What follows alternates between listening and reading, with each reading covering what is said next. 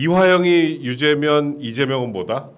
유죄죠. 그러니까 뭐 이미 다 이거는 본인들이 얘기한 거예요. 변호사가 이화영 변호사가 이야기했습니다. 이화영 변호사가 그날 얘기한 거라 보석심에서 뭐 그날 판결 나는 이제 실시간으로 속보 처리할 때 내가 사실 제일 많이 하는 게 이런 거거든. 정치적인 사건 사고에 한 줄 나오면 해설해주고 한 줄 나오면 해설해주고. 예. 근데 첫 줄 나오고 끝났다 그랬어 내가. 네 맞아. 끝났다 그랬는데, 그러니까 이런 거지. 일단 많은 분들이 막 헷갈려 하더라고. 뭐 외국환관리법이 뭐가 일부 무죄인데 그럼 이재명은 어떻게 되는 거냐? 이재명한테 유리하냐 마냐 그러는데 결론적으로 아무 쓰잘데기 없는 얘기예요. 네. 아무 쓰잘데기 없는. 그냥 유죄면 유죄다. 그냥 법 기술적인 내용일 뿐이고. 저 기사 좀 띄워주세요. 사실 이제 이화영 혐의를 크게 두 덩어리로 좀 나눠 보면 예. 하나는 지가 처먹은 거. 지가 저먹은 거. 쌍방울 법인카드 김성태한테. 쓰고 뭐 이렇게 받아가지고 뭐 호화호식하면서 막 그렇게 살았던 거. 그거는 본인도 인정하고 지금 다 밝혀진 거죠 확실히. 근데 일단은 지금 내가 그때 변호사들 보면 그것도 무죄가 나올 줄 알았나 봐. 그것도 무죄가 나올 줄 알았다. 이화영은 무죄다 막 이러더라고. 법과 쓰고 한 거. 어. 그거는 너무 명백히 증거가 있어. 근데 그것까지 거기 정신승리 한다는 거고. 예. 그리고 민주당의 이재명을 비롯한 나머지 사람들은 그건 아무 관심, 노관심. 오직 이재명과 연관성이 제가 받고 있느냐. 처먹고 죽고 뭐고 관심도 없어. 예. 그거는 결국은 대북 사업, 대북 송금 요게 유죄가 나오면 그 바로 이재명 턱밑까지 올라가는 거니까. 제가 부느냐 안 부느냐 이게 중요한 그렇지. 거죠. 예. 그래서 뭐 술을 먹고 회유해. 나는 그래서 계속 얘기했잖아. 이화영의 변호사는 누구의 변호사다? 이재명의 변호사야.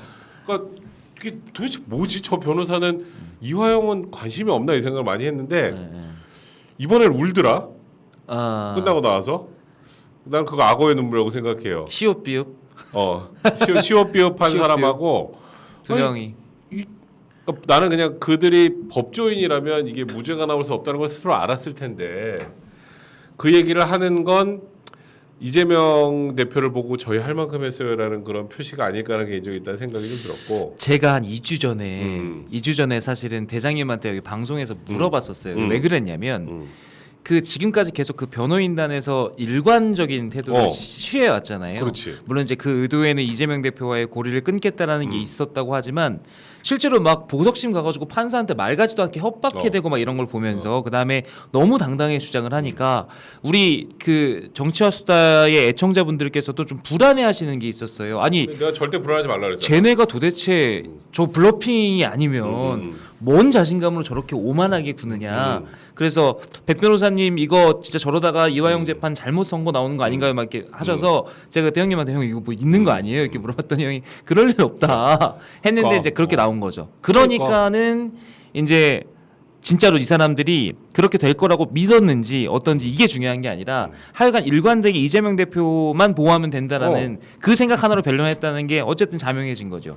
그리고 그러니까 내가 계속 재판 과정에서 의문이 있었던 건 왜 이화영을 위해서는 아무도 애써주지 않나는 생각을 많이 했는데 변호사들이 결국 나는 개인적으로 그런 생각이 들었어요. 그 말도 안 되는 술판에서 뭐 회유했다라는 그런 말도 안 되는 얘기. 검찰의 수사 자체를 무력화시키는. 그다음에 뭐 맨날 뭐 국정원 문건이 어쩌니 뭐 이래서 막 그것 사실 국정원 문건 그 부분이 거짓이라고 판명이 난 거야 재판 과정에서. 그리고 그걸 그렇게 나와서 얘기하면 됩니까? 안 되지. 그러니까 국정원에서 아니 내부 기밀 자료잖아요. 그러니까 이 사람들은 나는 약간 여론전을 위한 빌드업이라고 생각해. 지금도 마찬가지야. 지금도 이 정도 판결이 나오면 보통 옛날에 난 그 생각이 들더라고. 정치권에서 어떤 판결이 나오면 그래도 뭐 법원의 판단은 존중하지만 뭐 앞으로 1심밖에 안 됐으니까 항소심에서 다퉈보겠다. 그게 템플릿이죠. 예의죠, 예의. 그렇게 나왔는데 김승원 의원인가? 그 판사 출신 아니냐? 판사 출신이라면서요, 진짜. 이제 판사 욕을 하기 시작했어요. 그러니까 같은 판사 출신인데 심각하죠. 심각하고 그러니까 지금 우리 대장님 말씀하신 거는 이 판결 자체는 그렇게 놀랍지 않은데 오히려 놀라운 것은 이 판결이 있은 직후에 민주당의 반응이다. 그게 진짜 황당하더라고. 그러니까 아예 강공을 거는데 저는 조금 이따가 이제 좀 자세히 말씀드릴 기회가 있으면 좋겠지만 제가 저는 보수주의자이기도 하지만 민주주의자고 그렇지. 기본적으로 자유주의자입니다. 그래서 그 이 이 사회가 지탱되는 이 여러 가지 원리나 시스템에 대한 존중이 가장 우선이라고 생각하는 사람입니다. 그렇지. 이거를 몇몇 사람이 바뀐다고 해서 휘두르거나 혹은 남용되거나 하면 안 된다. 이게 진짜 사회가 무너지는 길이라고 생각하는 사람인데 민주당이 지금 하고 있는 건 명백히 상권 분립의 원리에도 네, 이건 벗어나는 것이고 그렇지. 의도적으로 이 시스템을 붕괴시키고 있다는 생각이 들어요. 제가 입법 독재 이런 얘기를 저희 당에서 많이 하면서 강하게 비판할 때 이걸 약간 일종의 정치적인 레토릭으로서 제가 받아들였거든요. 근데 이거는 진짜야. 이거는 맞다. 왜냐하면 이번에 끝나고 나서 검찰이 그러니까 쉽게 얘기하면 검찰의 수사를 믿을 수 없다. 검찰이 회유와 압박을 했으니까 이 수사에 대해서도 수사 대상이 될 수 있다라고 얘기하면서 본인들은 어쨌든 입법부니까 수사를 할 권한은 없잖아요. 그렇지. 그러니까 언제 밀어붙일 수 있는 건 다수의 힘으로 특검을 하겠다. 판사도 잘못하면 우리가 탄핵할 수 있다. 그렇지. 그러니까 이게 모든 국가 시스템의 근간을 흔드는 거라는 생각을 저 사람한테 안 할 거예요. 저는 기본적으로 알 거라고 생각해요. 그럼에도 근데 불구하고 진짜 말하는 것처럼 법원의 판결을 부정하는 순간부터는 이거는 얘기를 할 수 없습니다. 어떤 그러니까. 책이 우리가 기본적으로 논박을 하더라도요. 야당이니까 여당을 비판하고 야당이니까 그래. 대통령을 비판해도 기본적으로 그 준거점은 있어야 돼요. 사회적으로 우리가 그렇지. 합의된 시스템에 대한 존중이 있어야 되는데 그렇지. 지금 민주당이 제가 위험하다고 느끼는 건 뭐 이재명 대표를 지킨다, 뭐 어쩐다, 대통령을 과하게 비판한다, 뭐 다 좋은데 이 국가 시스템의 근간을 흔드는 걸 정치인들이 그것도 제일 의석을 많이 가지고 있는 야당에서 서슴지 않고 하고 있다는 점이 너무 두렵습니다. 이거는 무섭다니까. 나는 진영을 떠나서 일단은 이게 그 법원 판결 내가 속보하면서 방송을 했다 그랬잖아. 네. 근데 그리고 나서 나와서 민주당의 첫 반응이 그거였어요. 검찰의 조작 수사가 밝혀졌다. 그러니까요. 내가 그래서 잠깐만 이거 그러니까 방송국에서 예전 거를 잘못 받았었나라는 생각을 했었거든. 네. 아니 1심에서 유죄 판단이 나왔는데 검찰의 조작 수사가 밝혀졌다는 건 무슨 정신승리야? 그러니까 이거는 그리고 검찰에서 수사한 내용을 발표한 게 아니라 판결이 나왔잖아요. 그렇지. 저는 더 심각하게 보는 게 얘네가 검찰을 까는 건 윤석열 정부가 들어오자마자부터 이 사람들이 취했던 일관된 전략이에요. 그래서 검찰에 대한 비판, 검찰 수사 믿을 수 없다, 지들이 설치해 놓은 그 공소도 믿을 수 없다 이런 애들이니까 그것까지는 제가 그렇다 치는데 문제는 판결이란 말이에요. 그렇지. 얘네들은 어쨌든 간에 그 어떤 위협과 뭐 이렇게 회유와 협박과 이런 걸 통해 가지고 검찰에서 수사한 내용을 재판부에서 검찰의 말만 믿고 판결을 냈다라는 거예요. 그러면 그렇지. 기본적으로 자기들 말대로라면 재판부도 현명하게 판단할 수 없는 바보들인 거예요. 그렇지. 자기네 대표 하나 지키자고 행정부를 비판하는 걸 넘어서 검찰을 비판하는 사법부로 왔어. 그러니까 여러분 이 민주주의가 위험한 건 이 다수결이 너무나 모든 것들을 결정하게 될 때 소수자의 거기에 가려진 소수자의 권익들은 보호되지 못한다는 점에 있는데 그것들을 보호하기 위해서 삼권 분립하는 것이고 사법부가 최후의 보루로서 있는 겁니다. 그렇지. 아, 너 화났구나. 제가 너무 화가 나요. 전 정치학자잖아요. 그렇지. 저는 반민주주의자들이라고 생각해요. 반민주주의. 나는 사실 이걸 보면서 이번 재판뿐만 아니라 지금까지 쭉 민주당의 그러니까 이재명의 거의 유일 체제로 이렇게 쭉 흘러가는 모습을 보면서 네.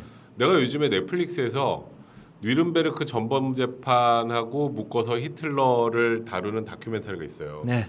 여러분들 혹시 시간 되면 보세요. 그냥 지금 민주당이에요. 그대로 그냥 오버랩. 무서워. 진짜로 좀 무서워요. 그러니까 이게 진짜 위험한 얘기예요. 근데 이게 예를 들어서 진짜 치밀한 저 사람들이 사상적으로 달라서 체제 전복의 의도를 가지고 뭔가를 꾸미는 것이라면 그나마 그래 그렇지. 위대한 시도를 하고 있구나라고 해서 싸울 텐데 이 의도는 정말 철저히 이재명 대표라는 한 사인을 지키기 위한 그럼. 의도잖아요. 그걸 위해서 뭐든지 우리는 흔들 수 있다라는 걸 보여주는 거기 때문에 이건 좀 어지러워요. 저는. 그러니까 저 기사 좀 띄워주세요. 나는 좀 이화영의 지금 변호사들 예전의 변호사 말고 예전에 이화영이 어쨌건 보고했다는 자백을 했을 때 변호사들 말고 지금 변호사는 나는 변호사의 자격이 없는 인간들이라고 생각해요. 그렇죠. 난 이 사람들은 법도 없고 네. 그냥 무조건 이 양반들이야말로 조작을 하고 안 되는 뭐 술판부터 조작을 하고 그리고 나와서 막 그런 얘기를 했더라. 김성태 말만 믿고 이화영의 말은 믿지 않았다. 김성태는 오히려 더 나쁜 놈인데. 그러니까 그런 얘기를 변호사가 해요. 근데 제가 진짜 이건 뭐 여러분들한테 꼭 해드리고 싶은 얘기 중에 하나인데 헷갈리지 마시라고. 법원의 판사들이 말만 믿고 판단 안 해요. 그렇겠죠. 아니 그러면 판사 공부를 뭐하러 하냐? 그냥 이렇게 앉아 있다가 곽관용 얘기 들어보고 백성문 얘기 들어보고 제 말이 맞는 것 같네. 이러면 그게 판결이 아닙니다, 여러분. 그게 아니에요. 아, 내가 곽관용이 시켰어요. 그럼 시켰다는 증거가 없으면 이 말이 무용지물이야. 근데 그냥 얘 말을 믿었으니까 쟤는 잘 거짓말하는 애인데 믿었으니까 판사가 바보다. 이게 무슨 변호사냐? 그리고 저게 끝나고 나서 씨발이라고 써놓고. 그러니까 수없이 이렇게 쌓아온 판례와 여러 가지 뭐 법철학적인 어떤 논거와 이런 것들을 종합적으로 판단해서 판결을 내기 때문에 우리가 아니 여러분 사형 판결 무기징역 이런 판결을 내도 우리가 법정에서 그냥 이렇게 끌려가가지고 그 형을 다 사는 이유는 기본적으로 그런 것들을 존중하는 것이 사회의 노움이기 때문에 그러니까 그럼. 규범이기 때문이에요. 그러니까 그만큼 고도의 판단을 내는 거에 대한 기본적인 존중은 특히나 이 상위에 있는 권력기관끼리는 정말 필요한 것이고 그럼. 이런 것들을 의도적으로 국민들에게 그렇지 않습니다라고 뭐 신뢰성을 계속 떨어뜨리는 시도를 한다. 이거는 반국가 세력이자 반민주주의적인 세력이고 그리고 지금 얘기하신 것처럼 검찰 뭐 회유 압박 얘기하잖아요. 가만히 생각해 보면 회유하고 협박한 게 누구죠? 처음에 이화영을? 저는 똑똑 기억하고 있어요. 이화영이 처음에 이재명에게 보고했다라고 했다가 옥중 서신을 쓰면서 보고를 그 내용을 바꿨던 것은 와이프. 그 안에 와이프가 거기 저기에서 막 재판소에서 지랄하고 막 이래가지고 그런 거 아닙니까? 법정에서 부부싸움, 초유의 법정 부부싸움 하면서 이렇게 된 거예요. 변호사 바꾸고 막 난리 중간에 났었잖아요. 그래서 입장을 바꿔서 이거 이상하다라고 우리가 오히려 지적했고 도대체 저 와이프는 누구 편이냐? 그래. 당원이 뭐 이게 당인이냐 아니면 이화영의 와이프냐 이런 얘기까지 하면서 이 사람이 예전에 무슨 일을 했었고 이 부부가 여기까지 나왔었잖아요. 그렇지. 그래서 기본적으로 저는 애초에 이런 주장을 한다는 것 자체가 약간 후한무치하지 않나라는 생각이 드는 거죠. 그러니까 이화영이 지금 머리가 쎄할 거예요. 뒷골이 땡길 거야. 걸렸다 싶으니까. 그리고 내가 진짜 이렇게 얘기하면 맞을 것 같아요. 저 두 변호사가 진짜 그 이화영의 그 진술을 유지하면서 뉘우치는 모습을 보여주게 만들고. 그러니까 변호사면 그건 알아요. 우리가 증거 목록을 다 보면 이거는 못 바꾼다, 이건 못 뒤집는다, 이거는 금방 알아. 그러면 형량을 낮추려면 어떻게든 자백하고 변호를 줘야 될 거 아니야. 그렇죠. 그랬으면 아마 6, 7년까지도 땡길 수 있었을 거예요. 전략은 알겠어요. 그러니까 무슨 전략? 어차피 이화영은 버리면 간다. 그러니까 여기는 관심이 없는 거라니까. 이화영도 그렇게 생각하고 있는 것 같아요. 그래서 저는 앞으로 이제 뭐 항소심이랑 이렇게 진행될 때 이화영의 전략이 변할 것 같지 않아요. 어쨌든 본인은 죽었어. 그러면 기본적으로 이재명이 어쨌든 간에 다음 대선까지 본인들의 희망대로 잡혀 들어가지 않고 대통령이 되어서 사면시켜주는 이제 그게 유일한 어떤 필승 시나리오일 그렇지. 텐데 전략을 바꾸지 않을 것 같다라는 생각이고 전략은 알겠으나 그 전략을 구사함에 있어서 기본적으로 정치인들이라 그러면 존중해야 되는 기본적인 사회적인 원칙은 생각해라 라는 거죠. 라는 거죠. 그러니까 사실 이번에 이재명 입장에서는 뒷골이 땡길 수밖에 없는 게 이게 이재명 쪽에서 이재명이 처음 그랬잖아. 이화영이 얘기했을 때 나는 너무 놀랍게 본인이 이화영이 진실을 얘기하는 것 같다. 술판 그 회유할 때. 네. 그 정도로 이 혐의가 본인한테 빡세. 일단 1번. 그러니까 혐의가 빡센 거하고 또 두 번째는 이 재판은 수원 가서 받아야 돼. 수원 가서 받아야죠. 그러니까 서울중앙에서 재판받아, 수원 가서 재판받아. 이제 대표 잘 수행하기 힘들거든. 그럼에도 재판이 불구하고 하겠지만. 4개죠, 4개. 그럼. 4개 되는 거죠. 이거 이제 추가 기소한다 그랬으니까. 그렇지. 이거는 무조건. 그러니까 누가 그러더라고. 민주당 쪽에서 야 이재명 대북 송금은 증거가 없으니까 기소 못하는 거 아니야. 그래서 아니 그게 아니고.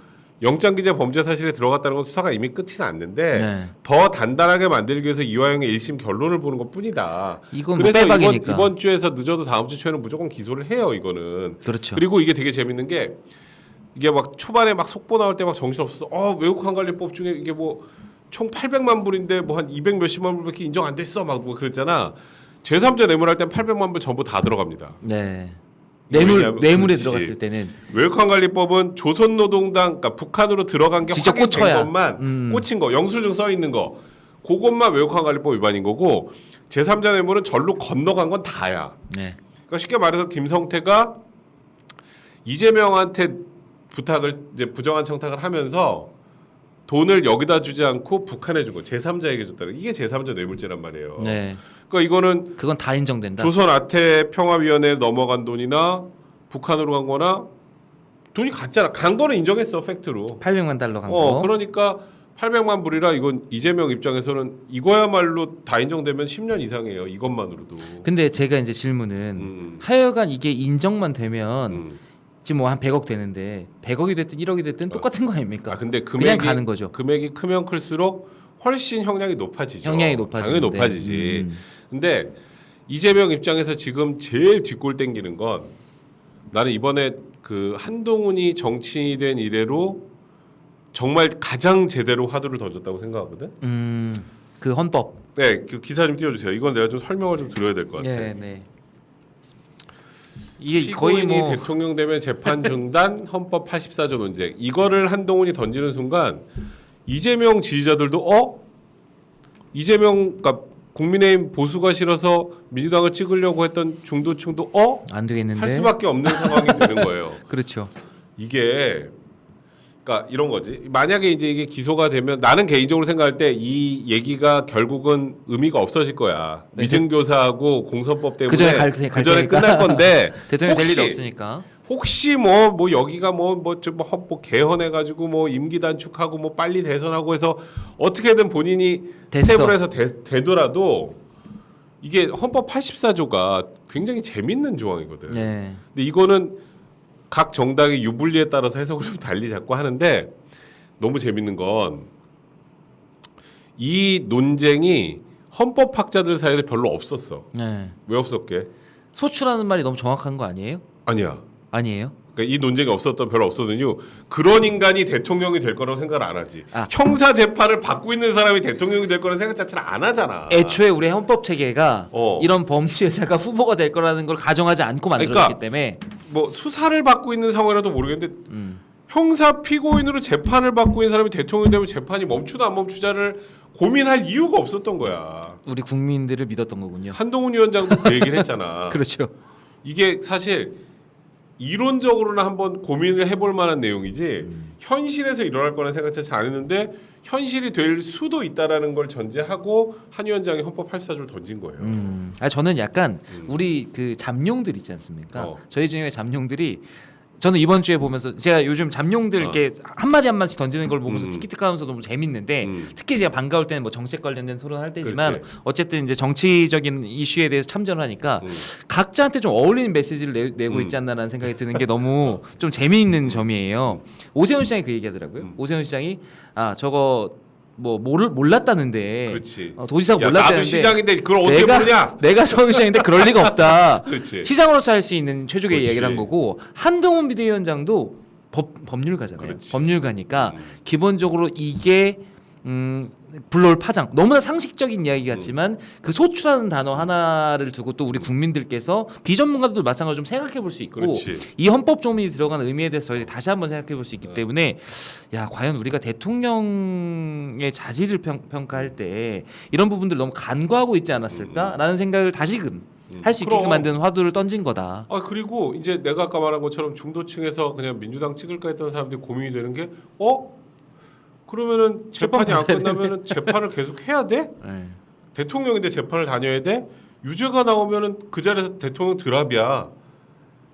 다이나믹 코리아의 한국에서는 이제 초유의 사태라는 말이 별로 그렇게 놀랍지 않습니다. 그러니까 그러면 이제 망설이게 되거든. 재판받는 대통령. 그렇지. 그리고 민주당 내에서도 이재명이 대선 후보돼서 대통령이 됐다가 이런 문제가 생길 수도 있겠네라는 균열을 던져놓은 거예요. 그러니까 사실은 지난번 대선 때부터 이재명의 사법 리스크라는 건 존재해 왔잖아요. 그렇지. 그런데 이번 건은 재판이 진행 중이고 그렇지. 그다음에 일부 그 길목으로 가는 여러 가지 판결들이 나오고 있기 때문에 이게 그 위중함의 정도라는 그렇지, 것이 그렇지. 완전히 다른 거죠. 그리고 이재명이 재판을 아무리 늦춰도 미뤄도 그때까지 판결이 안 나도 대통령이 돼도 재판을 받을 수 있는 거야라는 생각을 하는 순간 많은 대중들이 돌아설 수 있어요. 난 이게 굉장히 의미 있는 그래서 이슈라고 생각하는데 근데 이제 이게 논쟁이 거잖아요. 소추. 대통령 재직 중에 내란 외환해제를 제외하고는 형사 소추되지 아니한다고 돼 있잖아요. 네. 소추라는 걸 쉬운 말로 표현하면 기소야. 기소. 근데 어떤 사람들 이러지. 야, 이 조문을 왜 뒀냐면 대통령이 당선이 됐는데 갑자기 막 기소되고 해서 국가가 불안정해지면 안 되니까 대통령이 됐으면 최소한 너무 위중한 죄가 아니면은 기소는 안 해야지. 그거를 넓게 해석하면 대통령에 대해서 재판을 처벌. 받으면 되겠냐? 그렇게 생각하는 게 이제 민주당 일부 이제 아주 일부 헌법학자예요. 근데- 민주당 사람들이 요즘에 그 헌법학자들의 얘기를 끌고 와서 안 된다는 취지로 얘기를 하더라고 방송에서. 그 일반적인 법률가들은 그렇게 생각하지 않으시죠? 기소 이꼴 소추인 거죠. 기소하고 소추고 그리고 이런 거예요. 그 저 헌법 84조는 대통령의 소위 말하는 특권이에요. 그렇지? 그렇죠. 국회의원도 불체포 특권 있는 것처럼 특권이야. 네. 특권은 넓게 해석해야 돼, 좁게 해석해야 돼. 특권은 좁게 해서 당연하지. 최소한이죠, 특권은 최소한. 좁게 해석해야 되기 때문에 이거는 재판이 진행되는 게 무조건 맞아요. 음. 근데 이거는 아마 만약에 어느 정도 진행이 되면 법원에서 그거를 확인을 해줄 거예요. 이거는 법이 아니기 때문에 이제 이 조문의 해석이기 때문에. 근데 이제 재판을 받을 수 있어라는 정도만 돼도 이재명 지지자나 이재명 이렇게 약한 고리에 있는 지지자분들은 의구심이 들죠. 하는 생각이 든다. 그래서 나는 이번에 한동훈 위원장이 던진 저 헌법 84조 논쟁은 한동훈 위원장이 정치에 입문한 최고의 카드였다고 생각해요. 지금까지 내 개인이고 내가 변호사라 그런지 모르겠지만. 저도 이거를 이제 프레임 이론에 비춰서 보면 기본적으로 저 84조 논쟁에 이미 뛰어든 사람들이 있지 않습니까? 그렇지. 자, 이 소추라는 말이 그렇게 해석되는 게 아니라 넓은 의미로 아까 전에 형님 얘기하신 대로 방어한답시고 그렇지. 이 부분이 기본적으로 대통령에 대한 모든 수사라든지 재판이라든지 처벌이라든지 이런 모든 부분들을 면제시켜 주는 거다라고 주장하는 순간 그렇지. 기본적으로 이 프레임의 가치입니다. 그렇지. 찬성을 하든 반대를 하든 아까 형님 말씀하신 대로 민주당원들 머릿속에는 저런 논란에 이재명이 휩싸일 수 있지 않나? 그것만으로도 좋은 프레임이다. 그리고 만약에 재판은 진행되면 안 된다 그러면 그 유죄는 안 되는 거야? 그렇죠. 그렇죠. 아니 억울하면 재판해가지고 밝혀야지 대통령이어도. 근데 그러니까 이게 약간 가불기라니까 전형적인 가불기예요. 일단 이거 무시해야 됩니다. 무시해야 돼. 그러니까 민주당 입장에서는 저걸 벗어나는 그치. 방법은 대꾸를 안 하는 수밖에 없는데 그래도 아마 형님 말씀대로 이제 아니, 마음속에서 의구심이 뭉게뭉게 이게 피어오를 시간 거라는 좀 얘기죠. 지나서 만약에 이제 뭐 위증교사나 이런 게 좀 늦어진다 치자. 예. 대선 임박했는데 이 논란이 튀어나와. 예. 그럼 민주당이 주장할 때 재판도 중단돼야 됩니다. 그럼 넌 유죄니 너네? 저는 첫째 어, 전당대회 때요. 어. 민주당 전당대회. 당대표 선거가 됐든 그렇지. 그다음에 이제 대선 후보 경선이 됐든 민주당 전당대회 때 상대 후보가 저 얘기를 했을 가능성이 있다. 첫째. 그랬다가 저기 개딸들한테 죽어요 지금. 아니 어차피 상대로 나치 나오는 순간 치는데, 죽을 나치 텐데 치는데, 이거. 한번 당을 뒤집어야겠다. 그리고 두 번째는 전 사실은 여전히 저 논쟁이 크게 의미가 없을 수 있다. 왜냐하면 그렇지. 될 일이 없으니까. 그러니까 나도 개인적으로 이 논쟁이 결론적으로 의미가 없어질 텐데 지금 이거를 탁 던지는 순간 이재명 정말 욕 나올 거야 지금. 네. 이거는 대답할 수가 없거든요. 이재명이 가지고 있는 민주당의 소위 말하는 공고한 위치를 확 흔들어 놓는 거예요. 네.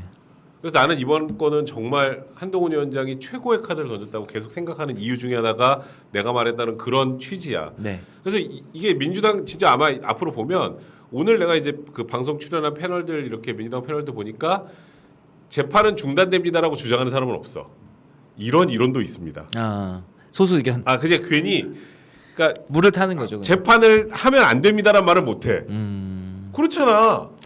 그러니까 확실히 어. 본인이 잘 아는 영역에서는 저렇게 센 겁니다. 한동훈 위원장이 하여간 본인이 잘 드라이브를 걸 수 있는 이슈를 꺼내서 유효타를 날렸는데 저는 모르겠어요. 저도 지금 대장님 말씀하신 대로 저기에 대해서 그 외에 처음에 그 김정수가 사진말 막 이런 거 그렇지. 바로 나와가지고 막 난리들을 쳤잖아요.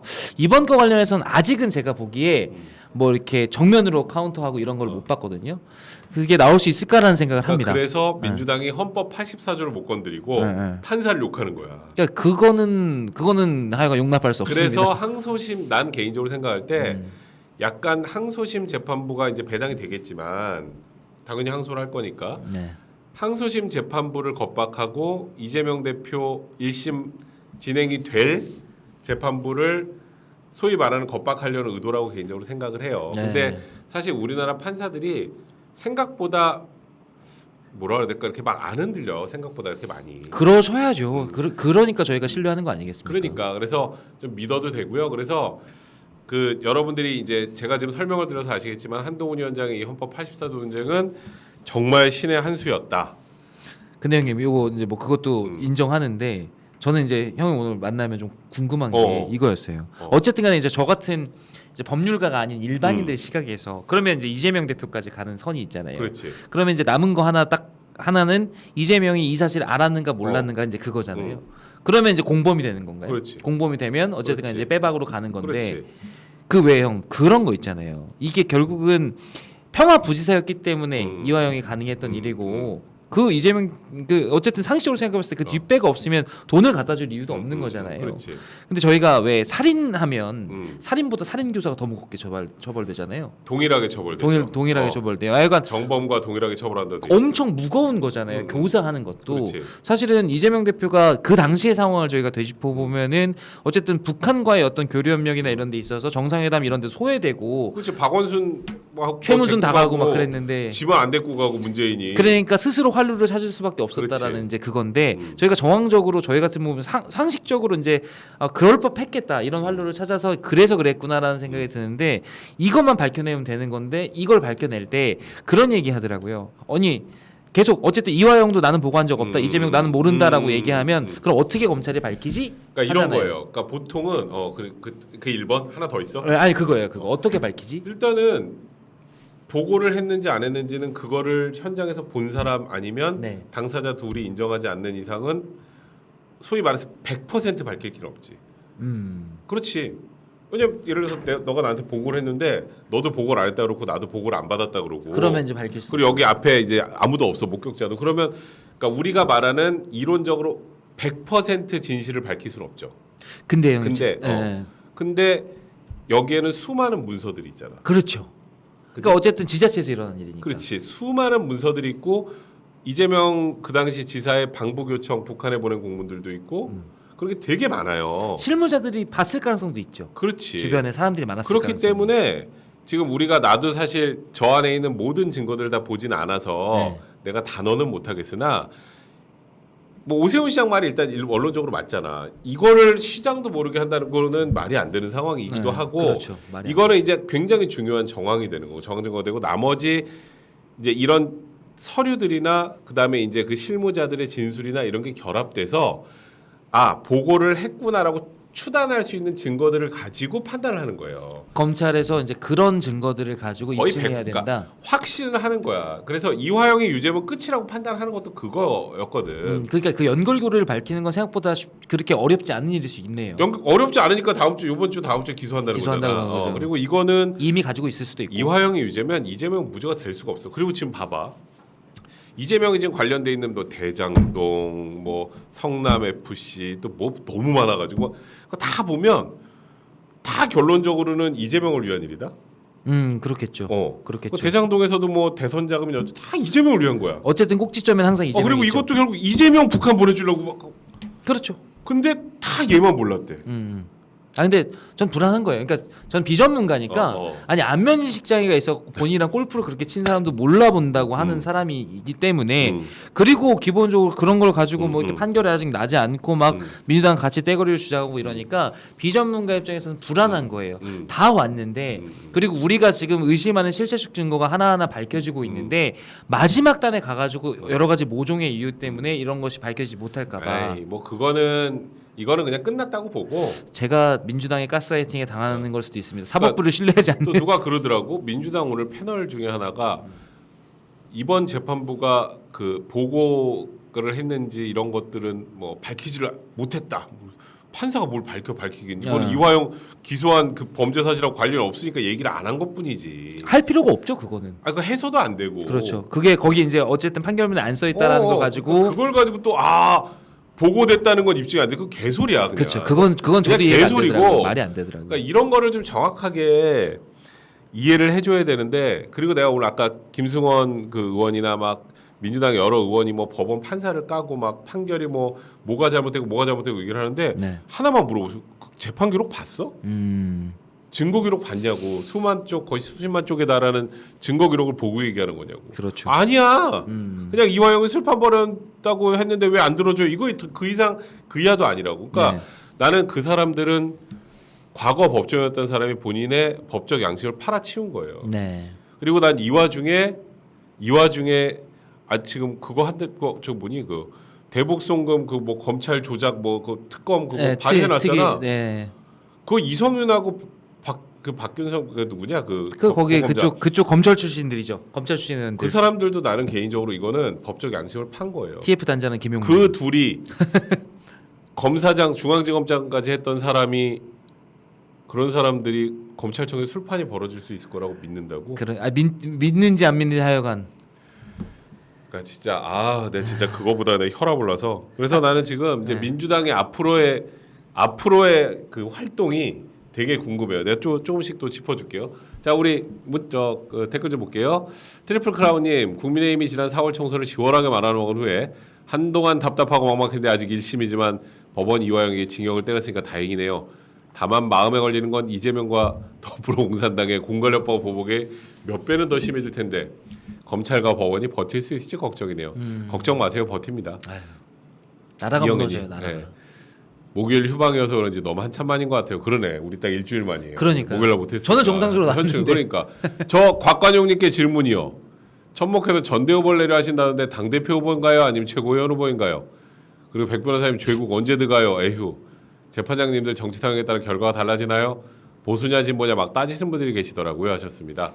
요거는 저희 이따 대답할게요. 예. 어차피 저희 전북 국민의힘 얘기하면서 거고 예. 그리고 조국 뭐 혁신당 대표는 올해 안에 갑니다. 그렇게 생각하시면 될 것 같고요. 뭐 그렇게 크게 뭐 지금은 그런 거 걱정 안 하셔도 되고. 호떡님 기소가 몇 개가 돼도 위증교소나 공직선거법 대선 전까지 확정표가 날 것 같은데 그마저도 딱히 판사들의 기대가. 근데 이거는 그러니까 저는 그래요. 잘못 안 했어도 판사가 밀어붙여서 유죄를 판단하는 것도 안 되고. 네. 뭐 잘못한 게 확인됐는데도 무죄 판단하는 것도 안 되잖아요. 그렇게 판사들은 증거를 기초로 판단하니까 그런 부분들은 크게 걱정 안 하셔도 될 것 같습니다. 법 왜곡죄. 재판 지연 목적 수사검사 탄핵 법관 위촉 목적 민주당 법 왜곡죄 입법 시도 희망 섞인 여론주도형 임기 단축 개헌 눈귀가릴 언론통제법 포함 불통 이미지 가중시킬 거부권 유도 악법 단행 무직성 특권까지 대충 대선까지 버틸 카드인데 정부 여당의 대응은 무엇인가요? 그 위에 그 밑에가 했고요. 그 얘기도 좀 해볼까요? 법 왜곡죄. 와, 나 이건 좀 무섭더라. 야, 네. 이 말이 논리적으로 말이 맞는 그러니까 말입니까? 이런 거야. 그냥 판사나 검사가 법을 왜곡해서 사건 당사자를 유리하거나 불리하게 만들면 처벌하는 판사나 검사를 처벌하는 내용이래요. 이거를 누가 준비하고 있게? 이거 다 아는 사람이에요. 내가 국회의원으로 절대 인정할 수 없는 김용민. 김용민이에요. 김용민이 단장이에요, TF. 그러니까 여기는 나는 진짜 아까 내가 계속 얘기하는 뉘른베르크 전범 재판이 생각난다니까 정말. 그리고 수사기관 무고죄. 무고죄. 약간 어지럽다니까요, 진짜. 정말 어지럽지. 이게 사실은 이거를 붙을 수 있는 말인가 모르겠어. 나는. 그러니까 이 사람도 변호사였던 사람이잖아. 네, 변호사였어요. 그러니까 남양주의 사람. 이재명 한 명을 위해서 우리나라 사법 시스템을 그러니까 이재명에게 불리하면 판사 검사 다 처벌하겠다는 거예요. 그러니까요. 아무것도 그러니까 국가 시스템을 그냥 전복시키려는 거라니까요. 이거는 만약에 만에 하나 난 그럴 일은 없다고 생각. 난 이건 못할 거라고 생각하거든 발의를. 네. 그래도 뭐 상상 그 이상을 보여주니까 이걸 발의를 하면 민주당 내에서도 이탈표가 엄청 많을 거예요. 그렇겠죠. 그리고 이건 동의할 수 없죠. 이거는 그리고 100% 거부권 행사해야 되고 이거는 어차피 통과가 안 됩니다. 아니 민주당에도 법률가 출신들 국회의원들 많잖아요. 김용민도 변호사 출신이잖아요. 그럼 근데 어떻게 이런 얘기를 하죠? 저는 난 무섭다니까 좀 이런 건. 아니 어쨌든 간에 이 체제 그러니까 진짜로 자기들 마음에 안 들면 입맛에 맞지 않으면 뭐 판사도 뭐도 뭐 다 신뢰할 수 그러니까 본인들이 그렇게 생각할 수 있죠. 그러니까 기본적으로 자기가 판결이 마음에 안 들면 예를 들어서 자기가 피의자인데 난 생각보다 억울하게 너무 많이 당했어 그러면 판사에 대해서 뭐 속으로 뭐 이렇게 불만도 갈 수 있고 그런데 기본적으로 거기에다 순응하는 이유는 이 시스템 자체에 대한 존중인데 정치인들이 나서갖고 국민들한테 불신을 조장한다고요? 그러니까 꾸준히 해오던 방식이라 놀랍진 않은데 최근에 나오는 이런 그 조어들 신조어들을 보면서 좀 아연실색하지 않을 수 없다 이건 진짜. 나 진짜 신기해. 나는 지금 이 아직도 조작이 밝혀졌다면서 특검을 계속하는 민영배나 민영배라는 사람도 진짜로 나는 좀 제발. 네. 그러니까 저는 이제 유권자분들의 선택은 당연히 존중받아야 되지만 최소한 제가 언급한 이런 사람들이 배지를 다는 상황은 정말 막아야 되지 않겠습니까? 나 진짜 그 생각이 들더라고. 진짜 이거는 좀 너무합니다. 너무해요. 하여튼 지금 아까 그 한동훈 위원장의 헌법 84조 화두 던진 거부터 이번 이화영의 1심 판결 이후에 이재명이 말이 없는 건 쉽지 않아서예요. 네. 지금은 정말 쉽지 않아서야 이재명 입장에서도. 네. 그래서 이거는 여러분들도 이거 또 혹시 뭐가 안 좋은 게 있는 거 아니 이런 걱정하지 마시고 이거는 사실 이재명이 밀린 방학숙제를 이제 시작하는 거라고 생각하시면 돼요. 유명한 변호사님께서 말씀하시니까 조금 안심이 됩니다. 유명한 사람은 아니지만 물론 방심해서는 안 되지만 네. 기본적으로 국민들께서 그러니까 너무나 이게 그동안 답답하셨던 것 같아요. 그러니까 저희는 이 보수정에 있는 사람들은 기본적으로 이재명 대표라는 사람에 대해서 동의할 수가 없는 사람들이 그러니까 체질적으로 그럼 기본적으로 이렇게 많은 혐의를 받고 있고 그것들 중에 상당수가 상식적으로 저희가 이해가 되는 건임에도 불구하고 대선 후보가 되었고 진짜 적은 차이로 떨어졌고 그렇지.